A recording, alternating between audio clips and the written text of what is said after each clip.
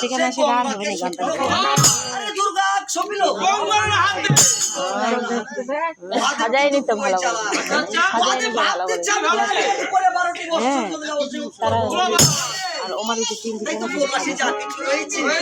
আমি যদি গঙ্গা দুর্গাকে সমান ভাবে ভাগ করে না এই কৈলাসের উপরে অশান্তির একটা সৃষ্টি হয়ে যাবে।